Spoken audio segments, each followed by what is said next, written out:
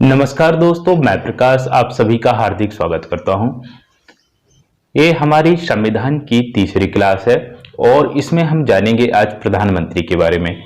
इससे पहले हमने राष्ट्रपति के बारे में जाना और हमारा यूपीएससी के रिगार्डिंग ये क्लासेस हो रही हैं, लेकिन मैं डेली ये बोलता हूं कि ये क्लासेस सभी एग्जाम्स के लिए बहुत ही कारगर सिद्ध होंगी, चाहे वो यूपीएससी हो, पीसीएस हो, चाहे वो जेपीएससी हो, बीपीएससी, यूपीपीसीएस हो, यूपीएसआई हो, एमपीएसआई हो, एमपीपीएससी हो, किसी भी प्रकार का एग्जाम्स है उन सभी के लिए क्लासेस कॉमन रहेंगी। तो संविधान द्वारा प्रदत्त सरकार की संसदीय व्यवस्था में राष्ट्रपति केवल नाममात्र का कार्यकारी प्रमुख होता है तथा वास्तविक कार्यकारी प्रमुख शक्तियां प्रधानमंत्री में, यानी जो कार्यकारी शक्तियां होती हैं, कार्यकारी प्रमुख होता है वो होता है राष्ट्रपति, जबकि वास्तविक कार्यकारी प्रमुख होता है जो होता है प्रधानमंत्री। दूसरे शब्दों में कहें तो राष्ट्रपति राज्य का प्रमुख होता है जबकि प्रधानमंत्री सरकार का प्रमुख होता है। प्रधानमंत्री की नियुक्ति के बारे में जानें तो प्रधानमंत्री की नियुक्ति के बारे में संविधान में किसी भी प्रकार की चर्चा नहीं की गई है, लेकिन अनुच्छेद 75 में यह कहा गया है कि राष्ट्रपति प्रधानमंत्री की नियुक्ति करेगा। तो यहां ऐसा नहीं है कि राष्ट्रपति किसी भी व्यक्ति को प्रधानमंत्री नियुक्त कर सकता है, इसके लिए वो स्वतंत्र नहीं है। राष्ट्रपति उसी को प्रधानमंत्री के लिए नियुक्त करेगा, उसी दल के किसी एक नेता को या किसी एक सांसद को नियुक्त करेगा प्रधानमंत्री के लिए जिसको स्पष्ट बहुमत प्राप्त हो गए हो, पूर्ण बहुमत प्राप्त हुए हो, या जिसको पूर्ण बहुमत प्राप्त ना हुआ हो तो गठबंधन की सरकार के आधार पर उन्हीं में से किसी एक व्यक्ति को प्रधानमंत्री के लिए नियुक्त करेगा। तो अनुच्छेद 75 ये कहता है कि प्रधानमंत्री की नियुक्ति राष्ट्रपति करेगा, इतना कहा गया है।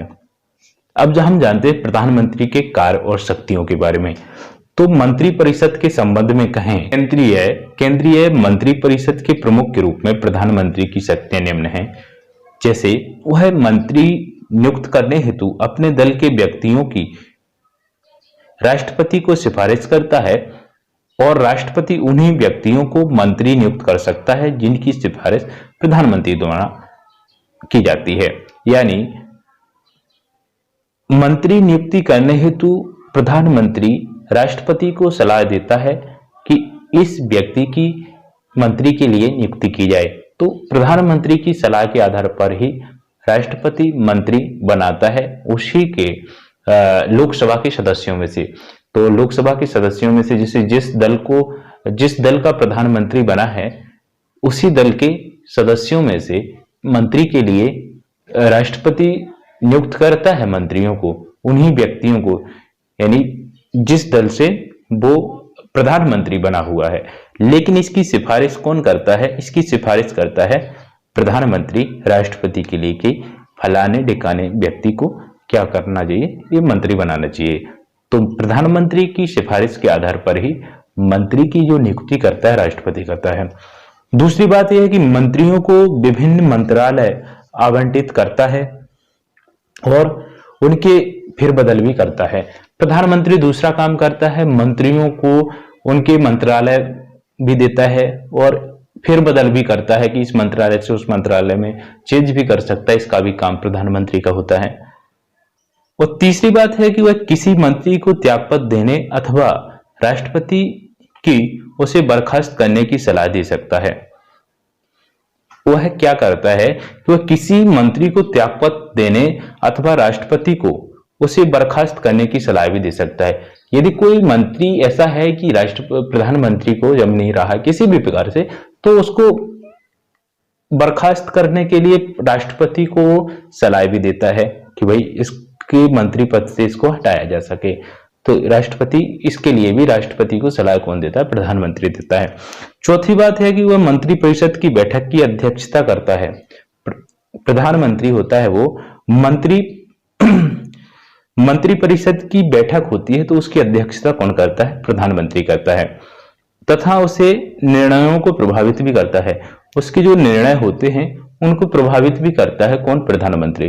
प्रधानमंत्री मंत्रिपरिषद की अध्यक्षता करता है और उसके निर्णयों को प्रभावित भी करता है, और वह सभी मंत्रियों की गतिविधियों को नियंत्रित करता है, निर्देशित करता है, उसमें समन्वय भी करता है।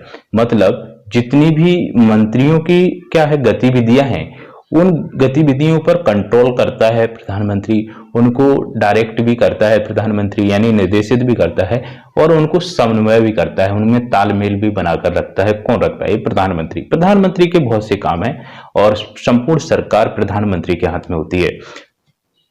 वह पद से त्यागपत्र देकर मंत्रिमंडल को बर्खास्त कर सकता है। प्रधानमंत्री यदि अपने पद से त्यागपत्र देता है तो पूरे मंत्रिमंडल को वो क्या कर सकता है? बर्खास्त कर सकता है। उसके पास ये पावर है। प्रधानमंत्री नहीं रहेगा तो मंत्रिमंडल नहीं रहेगा। तो इन सभी की बारे में हमने चर्चा की, जैसे प्रधानमंत्री के कार्य और शक्तियों के बारे में। ये उनके पास शक्तियां होती हैं। चूंकि प्रधानमंत्री क्या होता है? मंत्रिपरिषद का प्रमुख होता है। अतः जब प्रधानमंत्री त्यागपत्र देता है अथवा उसकी मृत्यु हो जाती है तो अन्य कोई मंत्री कार्य नहीं कर सकते। अन्य शब्दों में कहें तो प्रधानमंत्री की मृत्यु अथवा त्यागपत्र से मंत्रिपरिषद स्वयं ही विघटित हो जाती है। जब प्रधानमंत्री, जैसा कि मैंने बताया है कि प्रधानमंत्री जब अपने पद से त्यागपत्र देता है या उसकी मृत्यु हो जाती है तो मंत्रिपरिषद अपने आप ही विघटित हो जाती है और एक शून्यता उत्पन्न हो जाती है। दूसरी ओर किसी अन्य मंत्री की मृत्यु या त्यागपत्र पर केवल रिक्तता उत्पन्न होती है। और दूसरी ओर ये कहे कि मंत्रिपरिषद में से किसी अन्य मंत्री की त्यागपत्र या मृत्यु देने पर अकेले उसके पद की रिक्ति हो जाती है, लेकिन मंत्रिपरिषद पर किसी भी प्रकार का ये नहीं पड़ता है कि मंत्रिपरिषद विघटित हो। जबकि प्रधानमंत्री त्यागपत्र दे या उसकी मृत्यु हो जाए तो मंत्रिपरिषद स्वयं विघटित हो जाती है। यहां विशेष ध्यान देना है।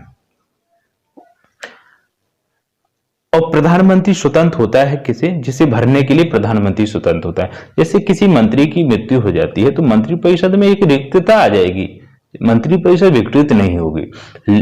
तो इसके लिए प्रधानमंत्री स्वतंत्र होता है उस रिक्त को भरने के लिए। जबकि प्रधानमंत्री यदि त्यागपत्र देता है और प्रधानमंत्री की यदि मृत्यु हो जाती है तो पूरा मंत्रिमंडल यानी मंत्रिपरिषद विघटित हो जाती है। और जबकि मंत्री मरता है तो उसमें कोई मंत्री मरता है या डेथ होती है उसकी या त्यागपत्र देता है तो यहाँ पे प्रॉब्लम्स ज्यादा क्रिएट नहीं होती है। ओनली उसकी जिस भी मंत्री का वो विभाग था वो रिक्त हो जाता है और प्रधानमंत्री इसके लिए स्वतंत्र होता है उस रिक्ति को भरने के नजर में प्रधानमंत्री से संबंधित जितने भी अनुच्छेद हैं उसको देख लेते हैं और यहां से प्रश्न बनेंगे और वो आप सॉल्व कर पाएंगे, इसके लिए मैं गारंटी देता हूं। यहां से प्रश्न पूरी तरीके से बनते हैं तो उनके बारे में हम जानते हैं। जैसे आर्टिकल 74 है कि मंत्रिपरिषद का राष्ट्रपति को सहयोग या परामर्श देना। और मंत्रिपरिषद का जो प्रमुख होता है वो अध्यक्षता कौन करता है? वो करता है प्रधानमंत्री। तो यहाँ प्रधानमंत्री ही मंत्रिपरिषद है, ठीक है। तो उसके सहयोग के लिए आर्टिकल 74 कहता है किसके? राष्ट्रपति के सहयोग के लिए। 75 कहता है कि मंत्रियों से संबंधित अन्य प्रावधान।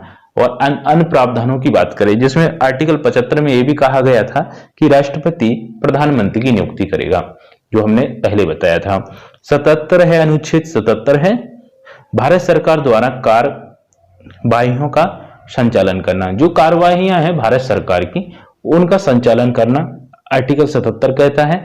और आर्टिकल 78 ये कहता है कि प्रधानमंत्री का राष्ट्रपति को सूचनाएं प्रदान करने संबंधी कर्तव्य।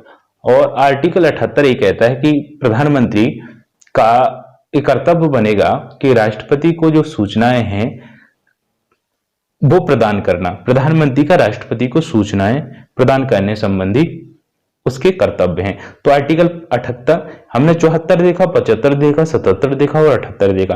ये 4 प्रमुख आर्टिकल हैं जो प्रधानमंत्री और राष्ट्रपति के बीच में यानी सरकार के बीच में एक लिंक का काम करते हैं। यहां से प्रश्न बनेंगे।